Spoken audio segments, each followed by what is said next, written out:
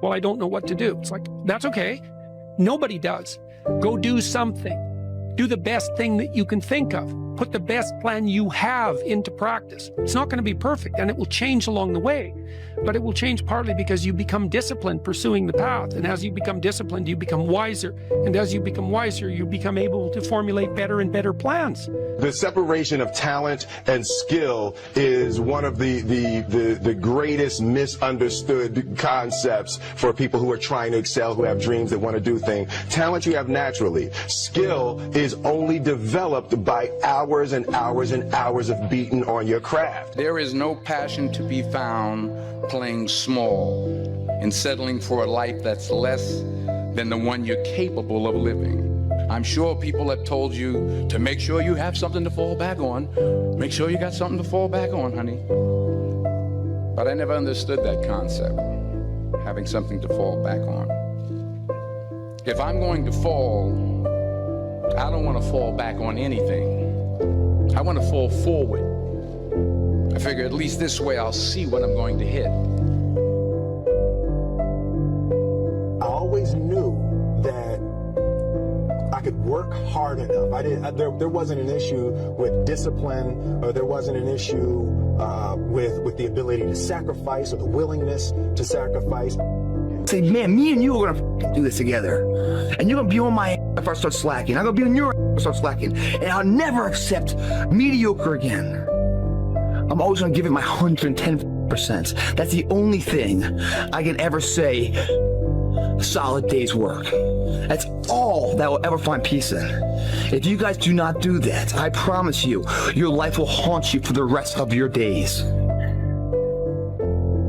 Just hope you guys get what I'm saying. I'm telling you what, man, once you get it, come on over this side of the fence, you don't see f***ing problems anymore, man. You see situations.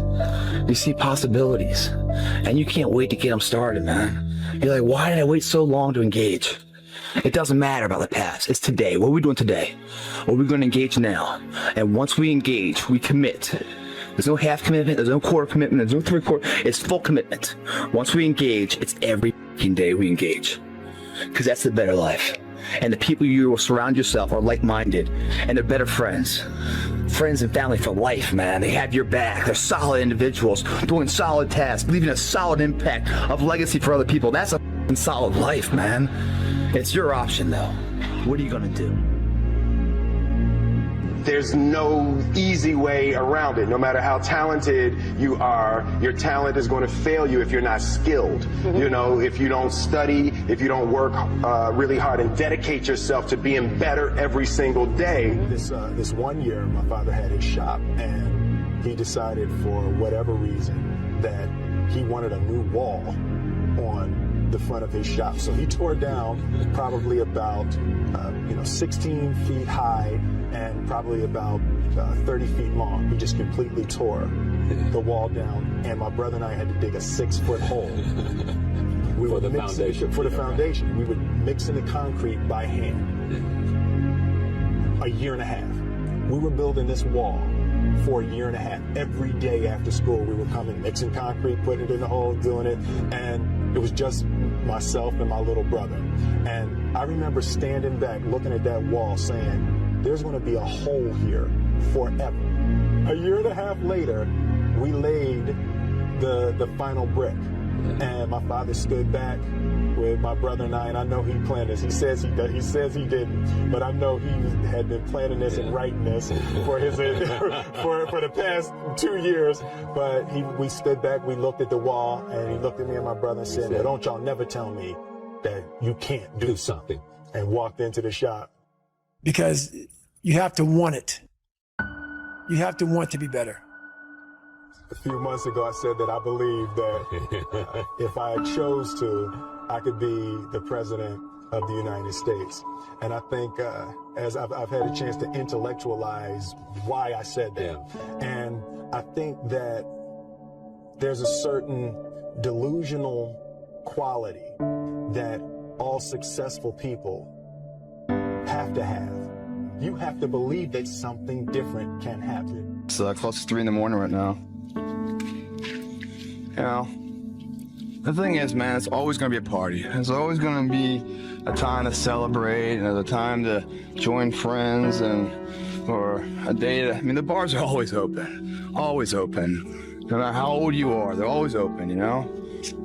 What's not always open is the opportunity to check the box in life.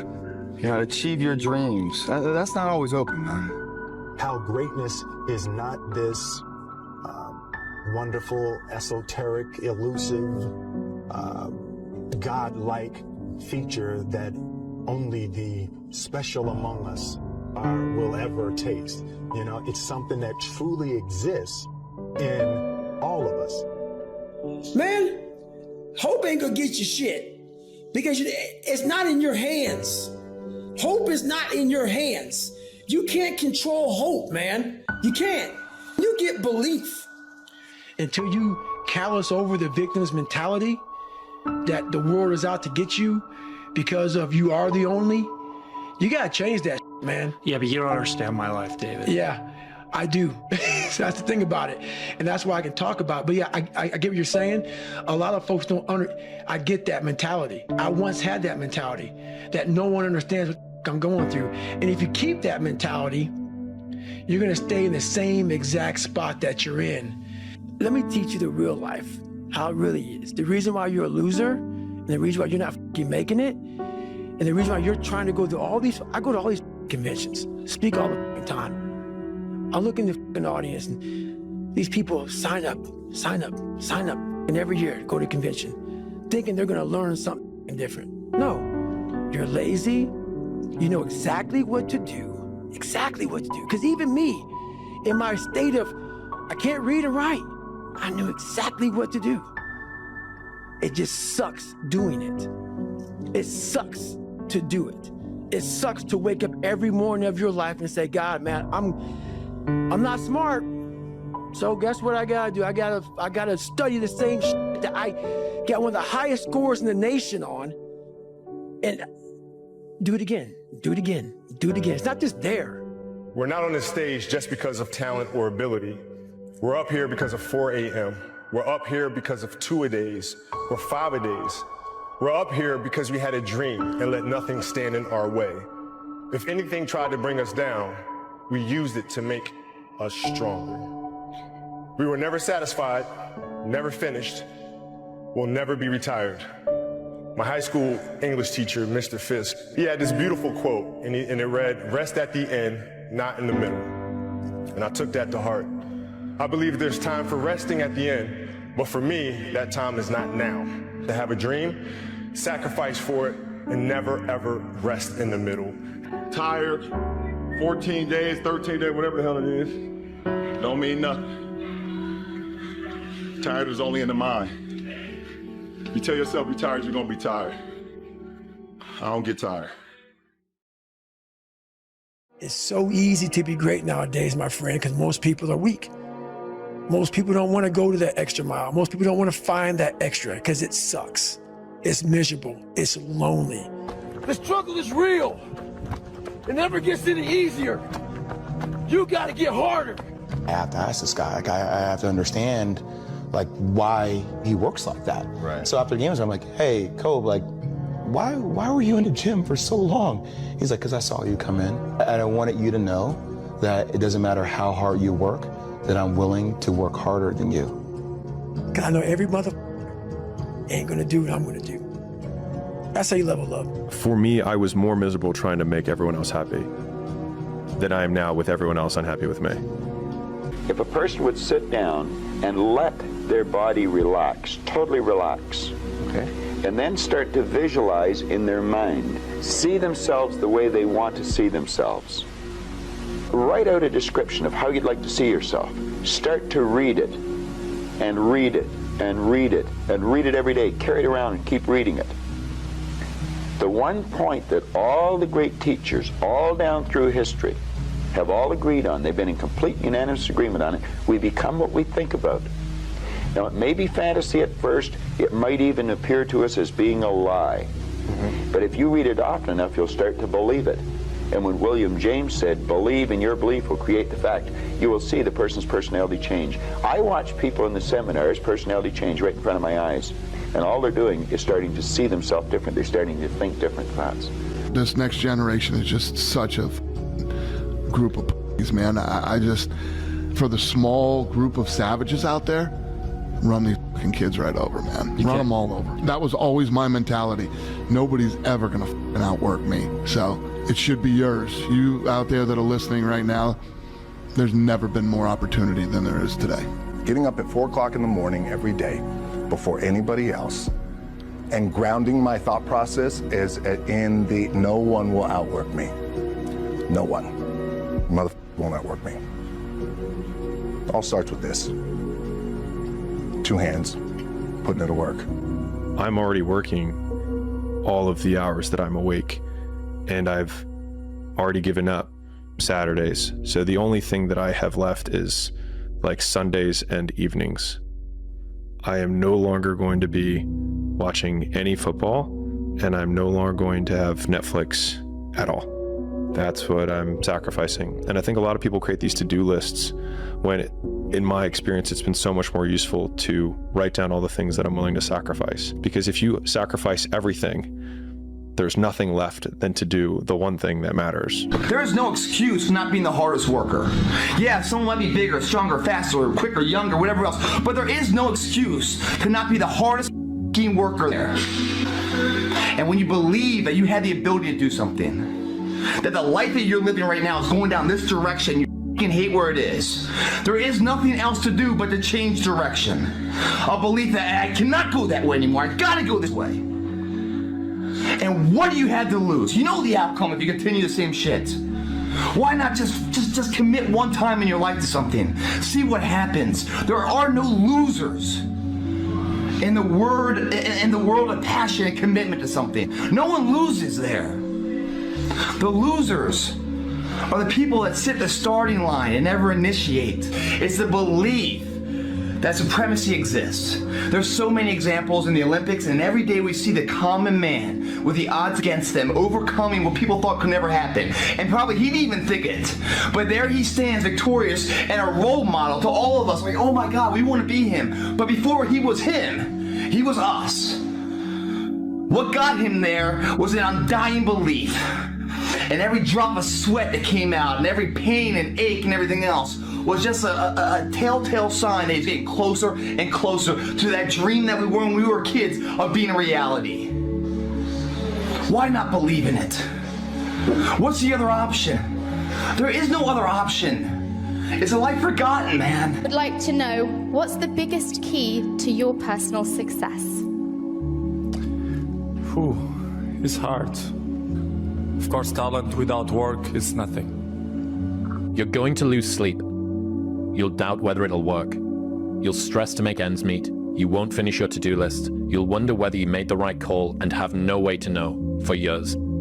This is what hard feels like, and that's okay. Everything worth doing is hard, and the more worth doing it is, the harder it is. The greater the payoff, the greater the hardship. If it's hard, good. It means no one else will do it. More for you. Why are you out running 4:30, 5 o'clock in the morning and not later in the day? Or why do fighters do that? Because I don't want to do it. You know, you have to discipline yourself to do things that you don't want to do. I think I want to get a foreign run. I realized, man, if I want to be good, I gotta wake up in the morning and I gotta do the extra work. And I gotta show up when other guys aren't. And I've got to learn. I've got to continue to be open to learning. Focus on what you can control. Focus on what you're getting, not what anyone else is getting. Whenever you get an opportunity, you take advantage of it. You treat it like it's the Super Bowl. You treat it like it's game day. Go out there and treat practice like no one else does. There's a study I read about stress, and it was saying that stress has a placebo effect attached to it, because the placebo effect is extremely powerful. So they found some of the most stressed people in the world, and they split them into 2 groups. And they're all equally stressed. They all have a bunch of cortisol in their blood. Yeah. The people who believed that stress was bad for you and that stress can hurt you, and they believed those media articles, were dying earlier. They were having heart attacks and having stress-related illnesses. The people who believe the opposite, who just said stress is part of being successful. I like stress. When I feel stressed, I do my best. It makes me anxious. It turns my brain on. I like being stressed. Lived longer than average. Yeah. The point is, the same drug, how you look at it and how your body anticipates it, how you feel about it, affects the real world result. I say this all the time. I say the best things that ever happened to me are the worst things that ever happened to me. All the trauma and I've been through in my life are the best things that ever happened to me. Because as a man, if you've not had a difficult life, you cannot be good at being a man. Being a good man and being good at being a man, they're two slightly different things. But to be good at being a man, you need to have been through so much that when the Matrix deletes your entire life from the internet and starts lying about you at mass, and people start doing protests wanting you fucking hung, and they're looking for your family members, and reporters start calling every ex-girlfriend you've ever had, trying to convince them and bribe them to lie, to come out and say you're something you're not, when they're genuinely out to put you in jail, that you can sit there and be focused and stoic enough to go, you know what? Okay, what's the chessboard? What's going to happen? Who's trying to shoot me right now? Nobody. Okay, so it's better than it was a couple years ago. Okay, so X, Y, Z, and plan through it, right? You're never going to be capable as a man if you've not had trauma. The best men ever have had trauma. If you call a police officer, you need a brave police officer. He ain't going to be brave unless he's been through. He's not going to be brave unless he's been through shit. So we also, as a society, sit and look at men and go, we want, well, there's two kinds of society. There's the matrix society, but the true society, the true women with a brain. They actually, I want a man who's strong, who's supportive, who's intelligent, who financially provides, etc. Then you're going to want a man to some degree who's been through some shit. Yeah. And a man who's internalized it and used it as a weapon. And this is what I say to people. People email me their long lists of all the bad things that happened to them, and I reply, fantastic. You are so lucky. You have all the building blocks to become the exact kind of man you want to be. If none of this shit happened to you, when something else bad happens to you later, you wouldn't be able to deal with it. Fantastic. And he goes, no, but you know, this. He replied again with more excuses and said, why are you making excuses? I just told you what happened to you is a good thing. You need to reframe your mind. Bad things happened to Batman. They killed his parents. Do you understand? That's why he's Batman. You've just told me you have the building blocks to become you might become top G when I retire. Fantastic. What are you complaining about? He goes, well, what do? I said, you need to work. Take all that trauma. If you're truly heartbroken, my friend, and we've all been there as men, if you're truly heartbroken, you can't sleep. That means you're going to get in fantastic shape. You better hit the gym. You have nothing else to do. Stop watching YouTube. Stop emailing me. I want pictures of you in the gym. Get to fucking work. Heartbreak's a fantastic motivator, as is depression, as is sadness. Great. Look at what's pissing you off and make sure it never happens again. If you were jacked and rich as fuck, you probably wouldn't have left your ass. So get your shit together. I don't think motivation is a real thing. I don't believe in motivation as a concept. I think discipline is real, and I also think discontentment is real. And I don't think it's possible for anybody to stay in a scenario where they're truly uncomfortable. If you fall asleep on your arm and your arm really starts to hurt, even in the deepest sleep, you're going to wake up and move your arm. If you sit there and your life has been in a rut for 7 years, you are semi-comfortable in that rut. Sure, there's days you're pissed off. Sure, you're semi-annoyed by it. But there's also days where you just play video games, eat pizza, and you're kind of cool with it, and it's no big deal. If you were truly unhappy and uncomfortable and discontent with your scenario, you wouldn't be in it. So I don't believe there's anybody who's truly, when I was broke, I couldn't sleep. Yeah. I'm not saying that, please understand me. When I was broke, I couldn't sleep. I'd be trying to go to bed thinking, how the fuck these people have Ferraris? I want a Ferrari. I couldn't sleep. If I had to open a coffee shop, if I sit in a coffee shop, right? If I sit in Starbucks, the whole time I'm in there, not only am I thinking about how they got the money from me and how much I spent, I'm thinking about how I could outcompete them. I'd sit there and go, okay, cool. I'm in Starbucks. I spent £5.68. I got a latte and I got a donut, and I'm sitting here. And that business place, that commercial property right across the street is available for lease. How could I outcompete this coffee shop, which just took my money? What's the profit margin on this £5.68? How much did this cost them? The coffee, pennies. Donut, 30p maybe, right? How much is the staff? They pay the staff minimum wage £8 an hour. So I've already paid 30 minutes work from that brokey. The way she's there for another 30 minutes for free, right? How much is the rent? How much is the business rates? If I had to open up there, how would I attract people to come into my shop as opposed to their shop? They got a big brand name. I'm brand new. Okay, well, the working here is ugly. My one's going to be hot. Boom, that's the beginning. Next thing, do they have any signage outside? No, I'm going to try and put some signage outside. Do they have parking? No, I need parking. But you need to start thinking about how you can convince people to give you their money as opposed to giving it to the places they already give it. Different analytics. And once you do that, people say, I can't think of how to make money. If you start doing that for a year and just keep a notepad, you'll have 100 ideas of how to make money. You'll sit there and go, there's a place here that's doing this, and we can do it better this way. This place online's doing this, we can do it better this way. And then to get them all done, what do you need? Network. You need people. It's all about people. Then you need to either go in the war room if you want to join, Or have your people around you and say, okay, we can make money with this. Who's going to do it? Who's not lazy? Who's getting up at 4 a.m. tomorrow? Boom, let's get it done. So there's unlimited ways to make money, but most people go through life and their money is taken from them and they don't even identify how they got tricked out of it. They're just happy with it. Yeah, they just have, how did I spend 16 grand in Cirque last night? Oh, because my ass got drunk. How'd they get me drunk? Well, because the guy, when I first bought the first bottle of champagne, was there on the table, pouring, putting it in my hand, got me drunk, then I spent 16 grand on bottles. That's how they got my money. So if I open a club, I had to make sure when people first come in, they get hammered. Nobody thinks about it that way. Nobody thinks, how did they get that out of me? Right? Why am I spending $2,000 for dinner in Novikov? Is it the food or is it the fact that I'm in Novikov and tag myself in Novikov? You have to identify how you're getting famoosed, how you're getting finessed. That's how you do it. But most people just walk through life getting finessed left, right, and center, giving all their money up. Oh, how did that happen? You got to learn to finesse other people. Yeah, but it's not finessing in a negative way. It's in a good way. It's a good way. You have to take money from other people. That's the only way you're going to make money. Yeah. You have to take it. There's a pimp, and he said a really intelligent line. He said, business is just other people's money. That's all business is. I want to start a business. So you want other people's money. That's what you want. So how are they going to give it to you? You have to think about it. Nobody thinks about it. And the easiest way to think about it is to think how you're giving yours away. That's a mental model you should adopt. Yeah. And you'll end up with loads of business ideas. Business ideas are everywhere. It's just execution, which is difficult. Your ability to speak freely is directly correlated to your insignificance. When nobody listens to you, you can say what you want. If you get a platform and start talking, you will learn very quickly how you're not allowed to say what you want because people are listening. You're free to talk in an empty room. You're not free to talk to millions of people who are paying attention to you. So what we have now in the West is a society which is only linked and only bound by this false idea of freedom. So it's really difficult. Assuming you want to get better, there's usually something you can figure out that would constitute a step towards some sort of concrete goal. And my presumption, it's a behavioral presumption fundamentally, is that small accruing gains that repeat are unbelievably powerful. You can tyrannize yourself into doing things, but I wouldn't recommend it. What I would recommend instead is that you ask yourself what you're willing to do. It's a really effective technique. It's like a meditative technique. So for example, you can get up in the morning and you can think, well, I'd like to have a good day today, so I'd like to go to bed tonight without feeling guilty because I, didn't do some things I said I was going to do, and I'd like to have kind of an interesting day. So you got to fulfill my responsibilities, and I want to, enjoy the day.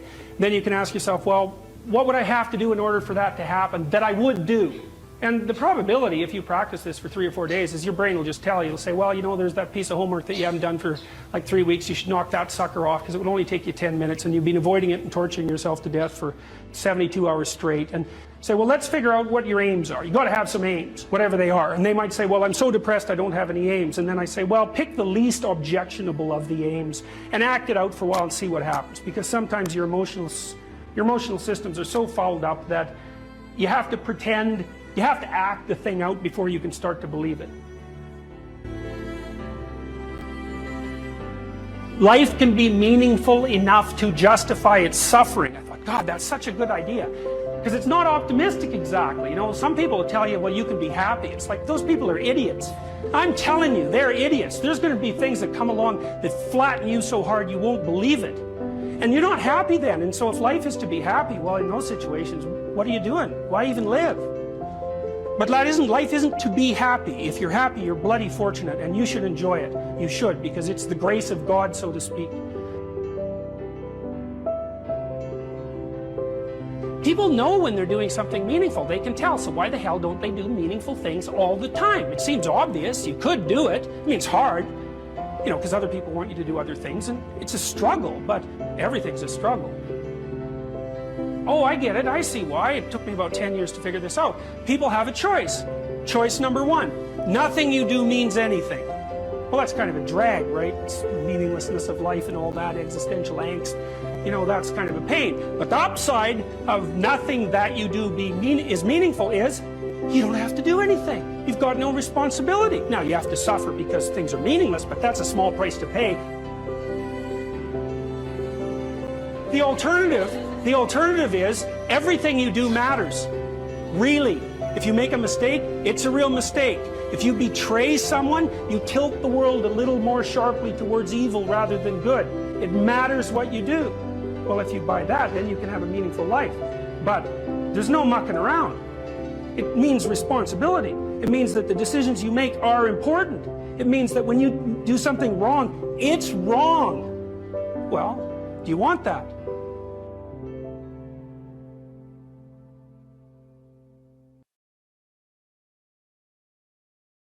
There's a version of you that never sleeps in, never skips training, never wastes time. There's a version of you who never fails. It is waiting for you. Genuinely ask yourself a question, you at home. If you had done those things for the last 2 years, you never skipped a training, you never wasted time, you never scrolled TikTok, you never sat aimlessly on the internet typing in garbage, never played video games, you never wasted time. You never skipped training. You were training every single day. You never slept in. You were never lazy. There's this version of you. Imagine the person you would be. Genuinely imagine what you would look like. Imagine where you would live. Imagine the car you would drive. Imagine how much your woman would respect you. Imagine the love you would see in her eyes when she looks at you with adoration like a king. Imagine your existence. That person is waiting for you. And the only thing that's stopping you from being that person is your monumental laziness. You can have it. The universe is very giving. It will give you anything you work for. I've never seen somebody try for something with all of their might and not get it. The only people who do not have the things they want are the people who do not try for them. I've never seen a person wake up and say, my only dedication in life is to solve a Rubik's Cube and fail. You are not stupid. You are not incompetent. You are lazy and arrogant. It's extremely important you understand that that person is waiting for you and you are declining that version of yourself. In the multiverse, in the many different versions of the universe that exist, there is a version of you that does those exact things. And he is a greater person than you can even fathom. You can transform yourself into that guy. You can be a top G. That's exactly what I did. I knew who I was going to have to end up being before I became that person. My brother and I are not from rich families. We are not from advantaged beginnings. But I knew I had to be a big, strong, fighting billionaire. That's what I knew I had to be. Discipline is the key to success. If you cannot force yourself to do something you don't want to do, how are you ever going to put yourself through the suffering required for greatness? If you cannot force yourself to train when you do not want to train, if you cannot force yourself to work when you don't want to work, if you can't force yourself to not log into Pornhub or force yourself to eat right, how can you possibly ever become a monumentally successful person if you cannot control yourself long enough to do what must be done as opposed to what you feel like doing? The only people who get to live their lives based on how they feel are women and children. Children can cry because they feel like crying, as can a woman. A woman can start an argument because she feels like arguing, as can a child. A man must do what he is supposed to do irregardless of how he feels. That is the key component to masculinity, is discipline. If you do not have the discipline to dedicate yourself to anything, you are going to fail and be crushed by the people who can. If you only go to the gym when you feel like going to the gym, you're never going to be as strong as the people who go to the gym when they don't feel like going to the gym. That is a reality of life. So, I train every single day. I've actually heard from some people saying, you overtrain. And I explained to them, one, I don't believe in rest. I'm not you. I'm not pussy and I'm not broke like you are, Mr. Fitness Trainer, standing around the gym teaching people for $50 an hour. I don't need to listen to you. Secondly, I don't train because I want to get bigger. I train every day because it is difficult to train every day. It hurts. I don't want to. I wake up and I'm busy. I have other things to do. I don't feel like doing it. So I force myself to do it 7 days a week, 365 days a year, so that I know I'm the kind of person who can do what he doesn't want to do when it needs to be done. I am that man. And it's more of a mental exercise than a physical exercise at this point. How can you ever outcompete me if I can force myself to do the things I don't want to do and you cannot? Discipline is absolutely essential for success, and you need to get very comfortable and very used to the idea of understanding that on your path to greatness, there are going to be long periods of time where you hate what you are doing, where you are dissatisfied with the actions you must undertake, where you are tired, where you are stressed. That is why it is difficult. That is why most people won't make it.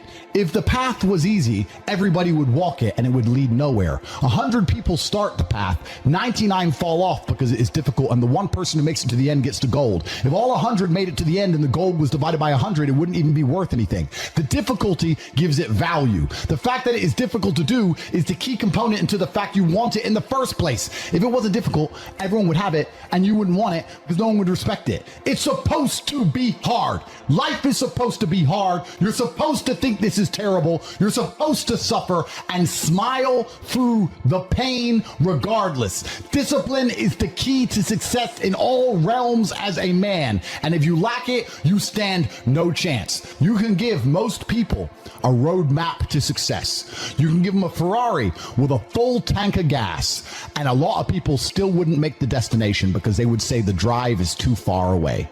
Quitters, they don't have the discipline. You can tell them exactly how to do it. You can give them the mechanism to get there, but they don't have the discipline to complete the drive and end up at the destination. That is the majority of Earth. This is your competition. People who, even if they are told what to do and people tell them exactly how to do it and help them do it, still quit, still fail because they lack discipline.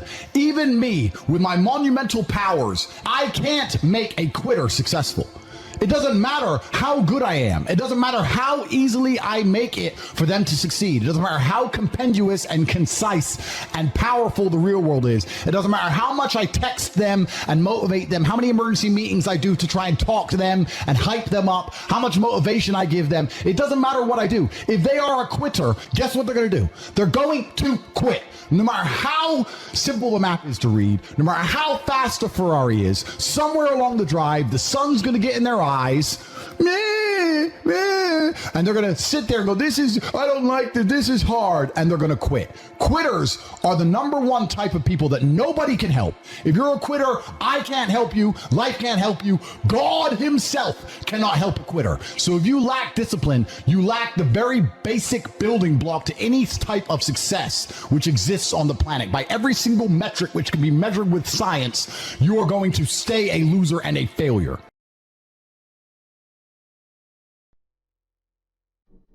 I'm going to talk to you about some things I've learned in my journey. Most from experience, some of them I heard in passing, many of them I'm still practicing, but all of them I do believe are true. Life is not easy. It is not. Don't try to make it that way. Life's not fair. It never was. It isn't now, and it won't ever be. Do not fall into the trap, the entitlement trap, of feeling like you're a victim. You are not. Get over it. Get on with it. So the question that we've got to ask ourselves is, what success is to us? What success is to you? Is it more money? That's fine. I got nothing against money. Maybe it's a healthy family. Maybe it's a happy marriage. Maybe it's to help others, to be famous, to be spiritually sound, to leave the world a little bit better place than you found it. Continue to ask yourself that question. Now, your answer may change over time, and that's fine. But do yourself this favor. Whatever your answer is, don't choose anything that will jeopardize your soul. Prioritize who you are, who you want to be, and don't spend time with anything that antagonizes your character. Be brave, take the hill, but first answer that question, what's my hill? So first, we have to define success for ourselves. And then we have to put in the work to maintain it. Take that daily tally. Tend our garden. Keep the things that are important to us in good shape. Where you are not is as important as where you are. It is just as important where we are not as it is where we are. Look, the first step that leads to our identity in life is usually not, I know who I am. I know who I am. That's not the first step. The first step's usually, I know who I am not. Process of elimination. Defining ourselves by what we are not is the first step that leads us to really knowing who we are. You know that group of friends that you hang out with that they really might not bring out the best in you? You know, they gossip too much or kind of shady. They really aren't going to be there for you in a pinch. Or how about that bar we keep going to that we always seem to have the worst hangover from? Or that computer screen, right? That computer screen that keeps giving us an excuse not to get out of the house and engage with the world and get some real human interaction. How about that food that we keep eating? Stuff that tastes so good going down, makes us feel like crap the next week. We feel lethargic and we keep putting on weight. Well, those people, those places, those things, stop giving them your time and energy. Just don't go there. I mean, put them down. And when you do this, when you do put them down, you quit going there, and you quit giving them your time, you inadvertently find yourself spending more time and in more places that are healthy for you, that bring you more joy. Why? Because you just eliminated the who's, the where's, the what's, and the when's that were keeping you from your identity. Like, trust me, too many options, I promise you, too many options will make a tyrant of us all. All right, so get rid of the excess, the wasted time. Decrease your options. If you do this, you will have accidentally, almost innocently, put in front of you what is important to you by process of elimination. Knowing who we are is hard. It's hard. Give yourself a break. Eliminate who you are not first. You're going to find yourself where you need to be. Instead of creating outcomes that take from us, let's create more outcomes that pay us back, fill us up, keep your fire lit, turn you on for the most amount of time in your future. We try our best. We don't always do our best.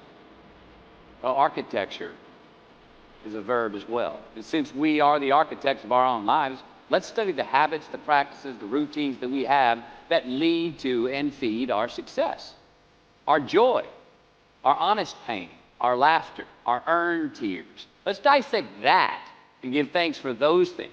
And when we do that, guess what happens? We get better at them, and we have more to dissect. Be discerning. Choose it because you want it. Do it because you want to.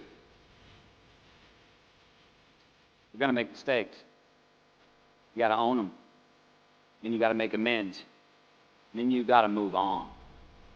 Guilt and regret kills many a man before their time. So turn the page. Get off the ride. You are the author of the book of your life.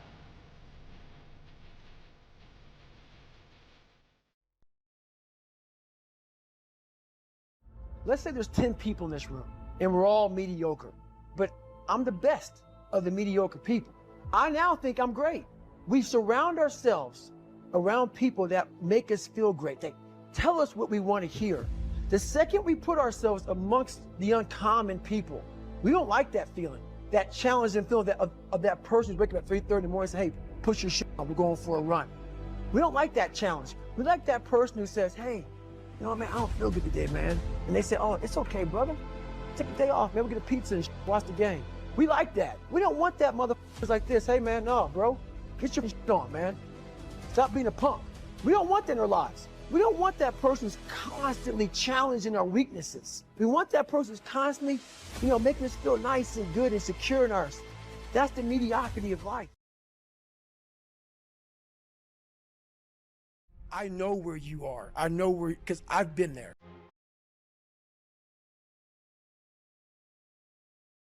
There's always people out there who are doing far better than you on pretty much anything you want to imagine.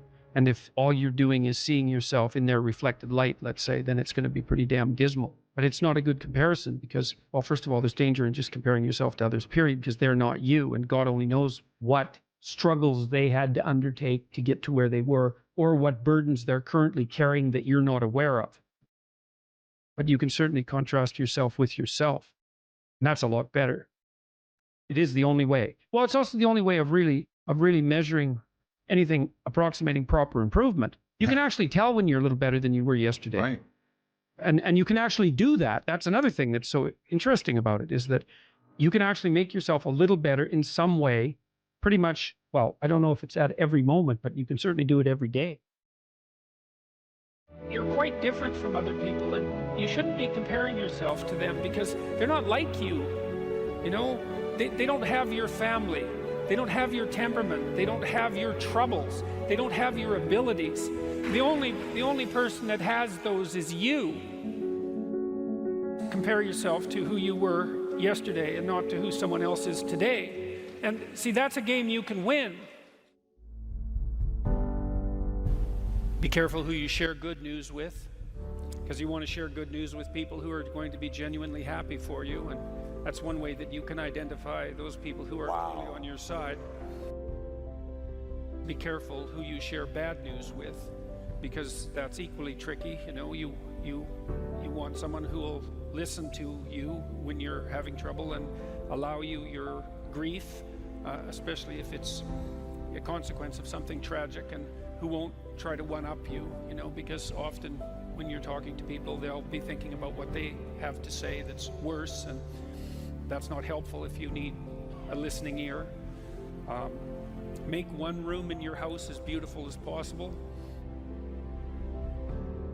I talked a lot already about the necessity of cleaning your room, which is, you know, in some sense a foolish piece of advice because it seems so obvious, but it's not obvious at all. And you'll find if you try it, especially if you're in a household that's not very functional, that you'll encounter obstacles that you couldn't imagine existed while you're trying to put your life in order. And you can take your surroundings beyond order and move towards beauty, and that's unbelievably useful. One of the things that I've been so you know, there's lots of different ways to interpret the world, and you can maybe even make a case that there's an endless number of ways to interpret the world. And the problem with that is that it kind of disorients you in terms of what you should be doing. But just because there's a very large number of ways to interpret the world doesn't mean there's a very large number of productive, meaningful, and sustainable ways to interpret the world.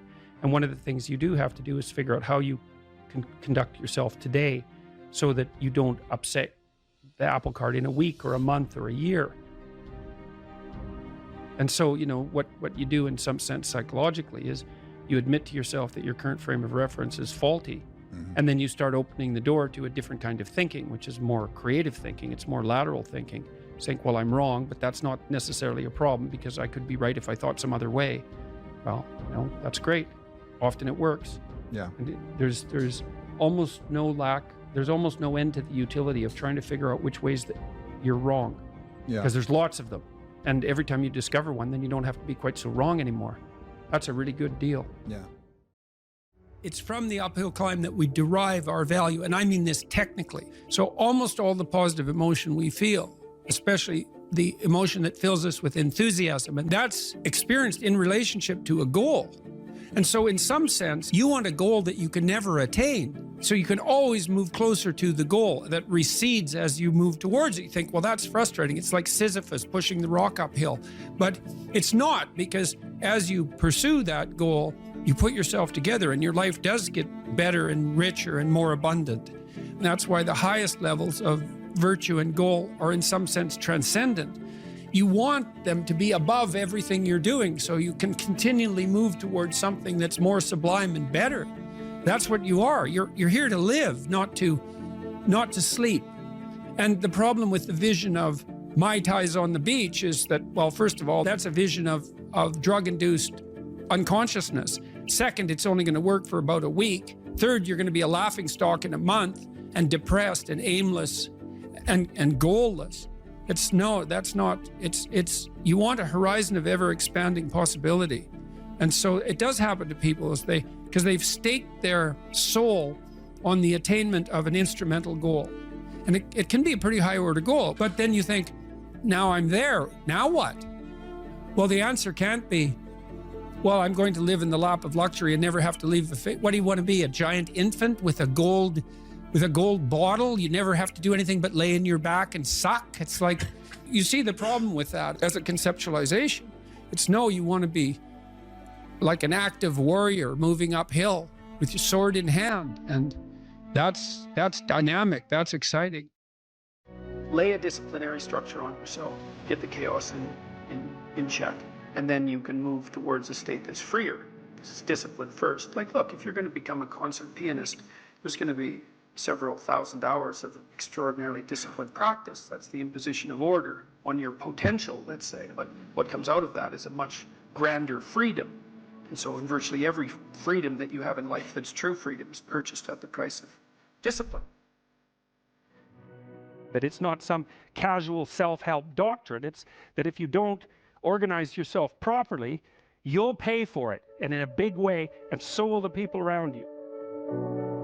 And I would say, start where you can start. You know, if something announces itself to you as in need of repair, that you could repair, then hey, fix it. You fix 100 things like that, your life will be a lot different. Now, I often tell people too, fix the things you repeat every day, because people tend to think of those as trivial. You get up, you brush your teeth, you have your breakfast, you have your routines that you go through every day. Well, those probably constitute 50% of your life. And people think, well, they're mundane, I don't need to pay attention to them. It's like, no, that's exactly wrong. The things you do every day, those are the most important things you do, hands down. People are afraid of the truth because often if you reveal it, it causes conflict in the moment. Telling the truth is definitely an adventure. Seeking for sure, but also telling. Another way of going about it is to just say what you think and see what happens. That's an adventure, because you don't know what the outcome is going to be. So look, there's this old idea that it's necessary to have faith in the truth. And so here's a way of thinking about that. Someone asks you a question and you might think, well, here's the outcome I want, and so here's how I'm going to answer that question. So that's one way of approaching it. But another way of approaching it is, you ask me a question, I'm going to think about the answer, and I'm just going to tell you what I think. And it doesn't matter what the outcome is, because I'm willing to see what the outcome will be, predicated on the idea that there isn't a better outcome than the one that truth produces. Even if it's harsh and terrible in the short term, and sometimes it is, it's like there isn't a better way of doing it. Now, you might say, well, how do you know that? And the answer is, well, I don't know that. That's why it's an article of faith, because I believe, and I believe this deeply, the being that you produce as a consequence of telling the truth is good, by definition, even though it's harsh and often uncomfortable, because you get in trouble. One of the things that I've really learned recently, or learned to articulate better, is that there's a very tight relationship between aspiration and responsibility. The first question might be, do you need to aspire to something? And the answer is, well, yes, because you have to do something. If you just sit there, you'll die. You can't just sit there. You have to go act out in the world. Okay, so act towards what? Well, that's whatever your aspiration is. You have to have an aim. Okay, well, what should the aim be? Well, it should be something worth doing, let's say. Why do something that you don't feel is worth doing? What do you think's worth doing? Well, if you watch other people and you judge when they're doing something worthwhile, you usually judge them positively if you see that they're taking responsibility, at least for themselves. What, do you want to be completely useless so other people have to take care of you? That's pretty pathetic. And maybe you could get your act together so you're taking care of yourself and your family.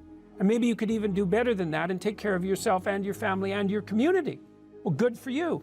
That's responsibility, and that's an aim. Well, here's one of the things that's cool about that, is that your life doesn't have meaning without aspiration or an aim. Okay, so you need a hierarchy of values. There's got to be something at the top. It's got to be something important. If you don't have that, your life doesn't have any meaning.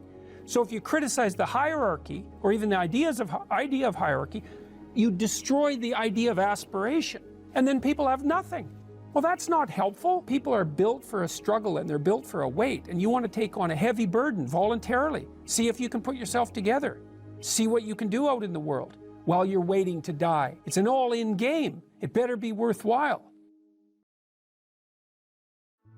The great people I know are brutally truthful to themselves and other people, and they have insanely adventurous lives. Get rid of everything you say that you only say to impress other people, and just see if you can say what you believe to be true. That's an adventure. That's the thing about the truth, you know? Well, you got to ask yourself, if you're not speaking the truth, who is it that's talking? If you're saying something that you do not believe to be true, it's not you talking. It's something else. It might be the part of you that wants to manipulate the other person into delivering what you think you want from them. Well, what is that spirit of manipulation that you've allowed to possess you? It's not you. Let's say you decide to live your whole life in that instrumental manner. You're going to craft your words like the student who says, well, I'm going to write what the professor wants to hear so I get the grade. It's like, well, you just turn yourself into that. Well, who is it that's doing that manipulating? It's not you, because those aren't your words. So even if you get the grade, it's not you that got the grade. It's the false you. It's the manipulative you. So you do that your whole life. You don't have your life. And then you think, well, God, that was a miserable life. I manipulated everybody. They were so damn stupid. They were sucked in by it. They're all contemptible. Everyone does it, you know, which they don't, by the way. And so that's a pathway to bitterness. Partly because if you're a manipulator and you use your language falsely, you don't live your own life. You live the life of whatever possesses you when you think it's you manipulating. And so you live the life of the spirit of manipulation. You know, maybe you're in California, see someone speeding down the road in a convertible Porsche, and you think, oh man, what a lucky bastard. And the truth of the matter is that he's thinking about wrapping his expensive sports car around the next cement pillar that he comes close to. You know, you can't tell, and people have hard lives, and even people who are comparatively fortunate have hard lives. And the ideal that you're observing that makes you jealous and resentful is in large part an illusion that's created by your own mind. You have to be careful of what you're jealous of because you don't really know what it is. And then the other thing that's kind of useful is to understand you're quite different from other people, and you shouldn't be comparing yourself to them because they're not like you. They don't have your family. They don't have your temperament. They don't have your troubles. They don't have your abilities. The only person that has those is you.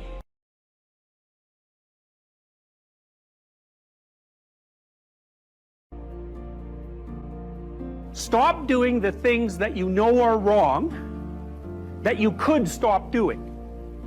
Right? So it's a fairly limited attempt. First of all, we're not going to say that you know what the good is or what the truth is in any ultimate sense. But we will presume that there are things that you're doing that for one reason or another you know are not in your best interests. There's something about them that you just know you should stop. They're kind of self-evident to you. Other things you're going to be doubtful about. You're not going to know which way is up and which way is down. But there are things that you're doing that you know you shouldn't do. Now, some of those you won't stop doing for whatever reason. You don't have the discipline, or maybe there's a secondary payoff, or you don't believe it's necessary, or it's too much of a sacrifice, or you're angry or resentful or afraid, who knows. So forget about those for now. But there's another subset that you could stop doing. It might be a little thing. Well, that's fine. Stop doing it and see what happens. And what'll happen is your vision will clear a little bit. And then something else will pop up in your field of apprehension that you will also know you should stop doing, and that you could stop doing because you strengthened yourself a bit by stopping doing the particular stupid thing that you were doing before. That just puts you together a little bit more. And you can do that repeatedly for an indefinite period of time. And you know, that doesn't necessarily mean that you're going to ever be able to formulate a clear and final picture of what constitutes the truth and the good, but it does mean that you'll be able to continually move away from what's untruth and what's bad. And you know, that's not a bad start.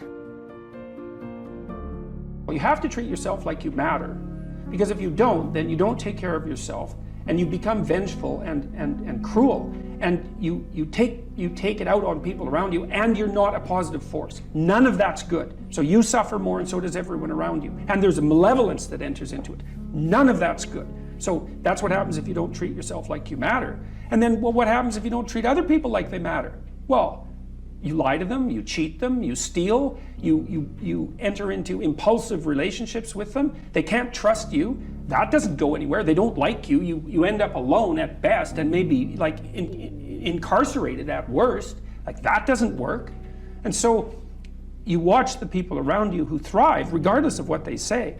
They act out the proposition that everyone matters.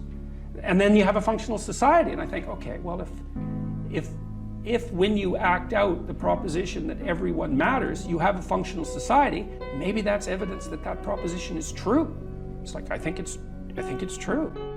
It's unbelievable how little genuine encouragement many people need, and how they had none. No one ever said to them, and meant it, it's not okay for you to be a weak loser. It's not okay.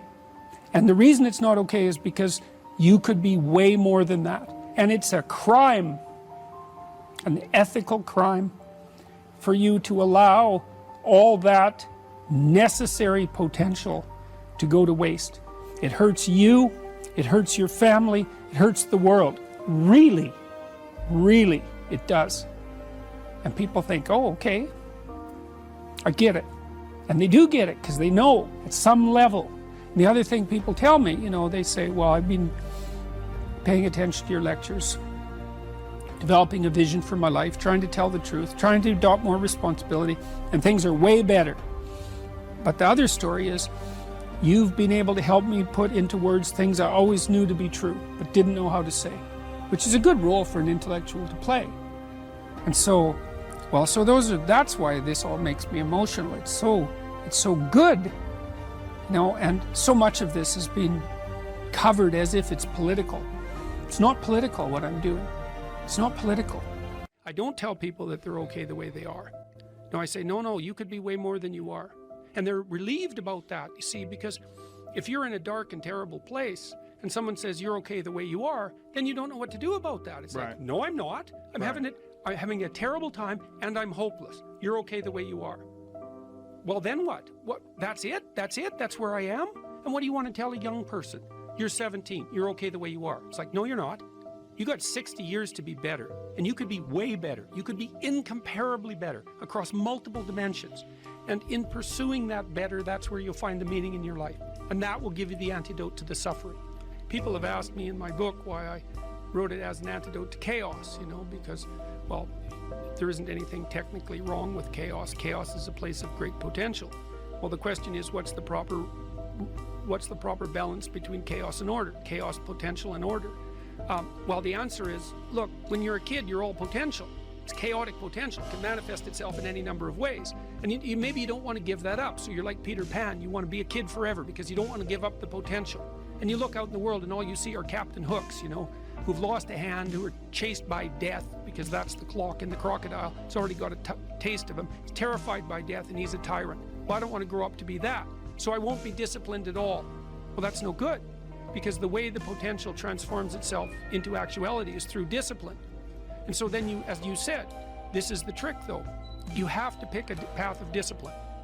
What path of discipline you have to pick is a different issue. So there could be a rule. The rule might not be follow this rule. The rule might be you have to follow some rules.